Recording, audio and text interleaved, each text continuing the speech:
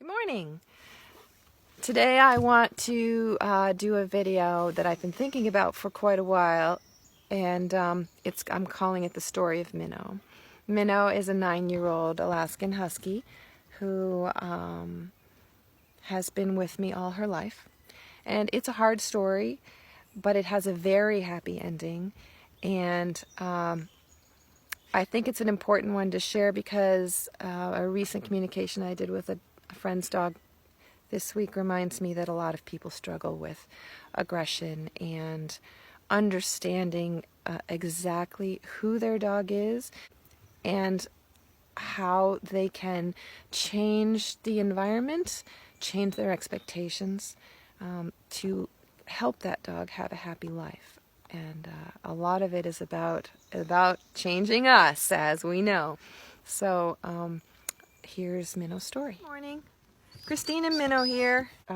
Often we ask for help from animal communicators to try to get some deeper understanding of what's going on with our animals.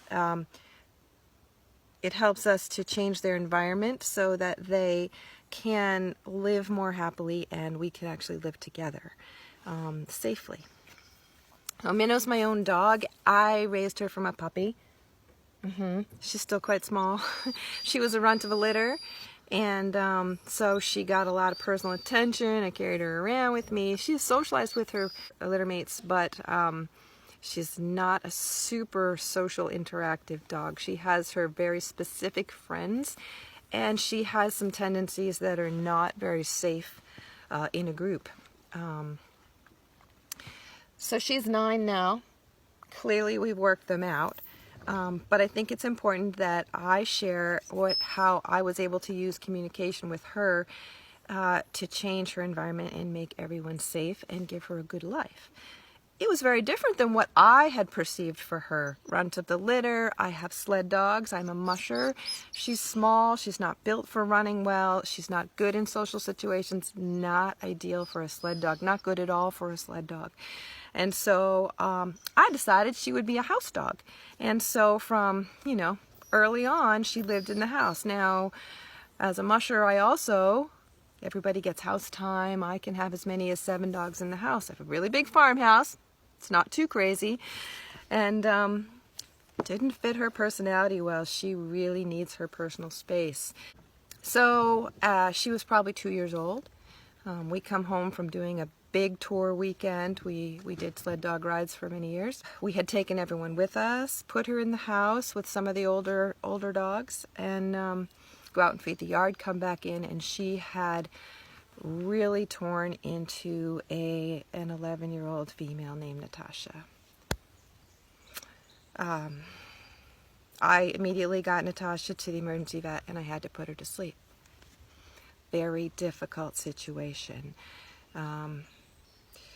Thing about Minno, and we had known this but not seen this to that extent, is that when she feels like there's a dog that's hurt or not well or weak, she has the need to attack it.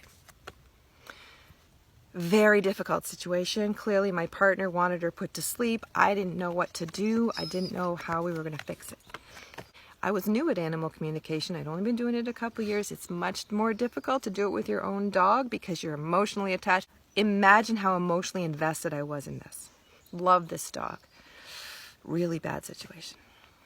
I remember sitting with her on the front step and looking at her and saying, "That was really, really bad. We are really, really angry. I am really, really upset." And then I just sort of tried to hear what she had to say. We can tell our animals how we feel. We can tell them what we want, what we need. They may hear, they may understand, but it's not necessarily going to change who they are. So what I get from Minno is I had to do it. It was an instinct. It's my job. She was sick. I had to take her out. All there is to it. Not sorry, not upset about it, sad that you're upset, but it was just had to be done. And I sat there and I told her, it is not your job to take out sick animals. It's not your job. There was no negotiating, and she's like, okay, understand that, but this is how I feel, this is who I am. I had to take that information and say, okay, she is a very, very independent, almost, if I were going to give her a human trait or a physical trait, almost an autistic sort of dog. You're going to deal with what is. So I take that information and I say, probably not a trainable thing. 9 years later, with consistency, with safe space, with letting her make some decisions, but not giving her the choice to make any decision that can be dangerous, we have come to a place where she makes good decisions. She follows my direction. She comes when I call. She knows where we're going. But because she has this need, this instinctual tendency, and this whatever intelligence or this need inside of her to attack if she sees weakness, it is now my responsibility to take that information and say, what can I do in our situation, in our household situation, to keep her safe, keep everyone else safe, and give her a good life?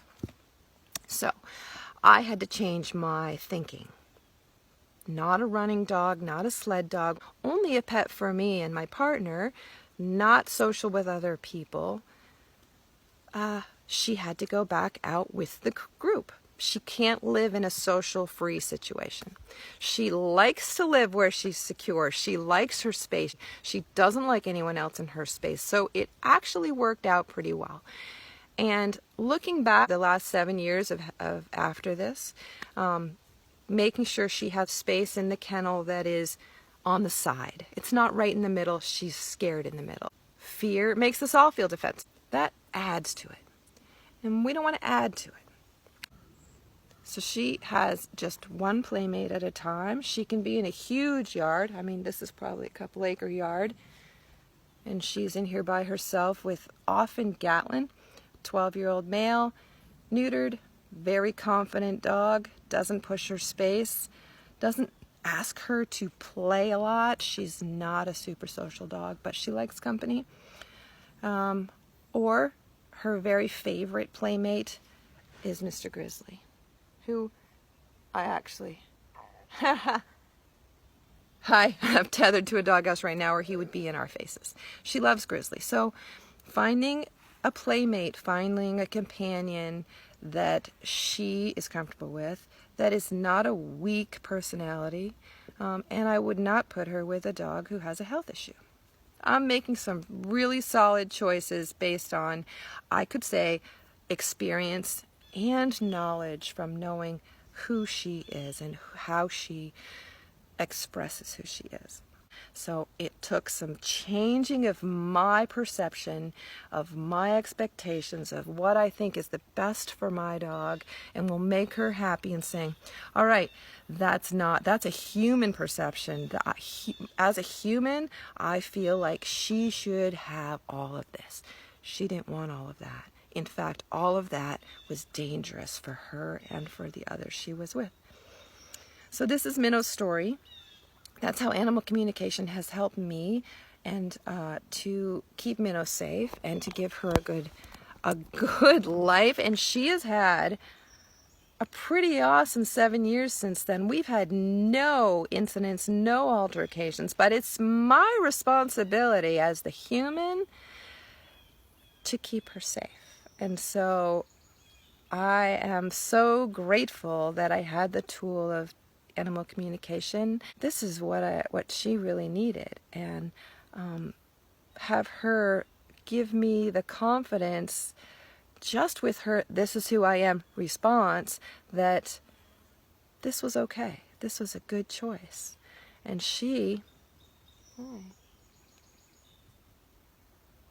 that's as social as she is, but she's laying right beside me. She's not on a chain, she's not hooked. Yeah, she wants attention, but she doesn't need what other dogs need. In fact, it's not healthy for her.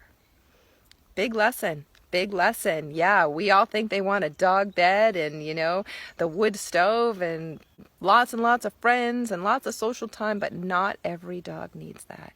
I have to say that after I was thinking how many years I've had dogs, it's been more than 25 years that I've had sled dogs in particular, which means 20 plus dogs. I've seen a lot. I've experienced a lot.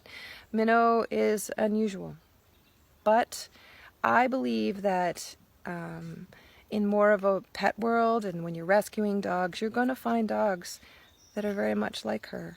And so an open mind as to what they need. They don't have to fit into a little round hole. There's all sorts of shapes, all sorts of scenarios. Don't rule out possibilities that you think, oh, that's not enough. Maybe it's just right. And maybe animal communication can help you understand what is just right and what is.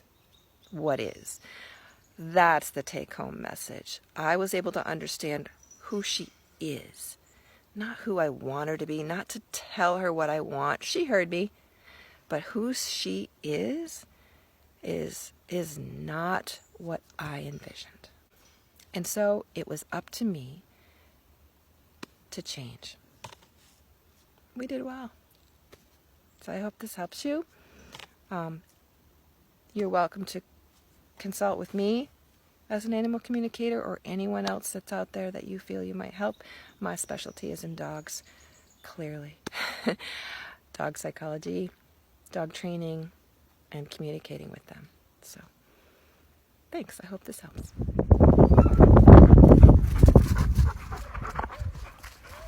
Hi, sweetheart.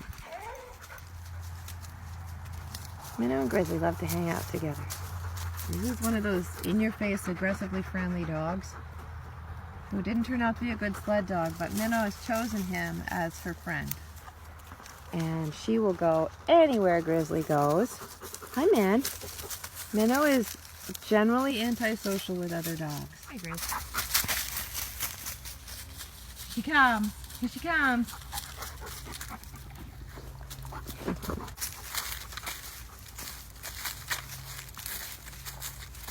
Okay, let's go this way. Hi, lady. Hi. Hi.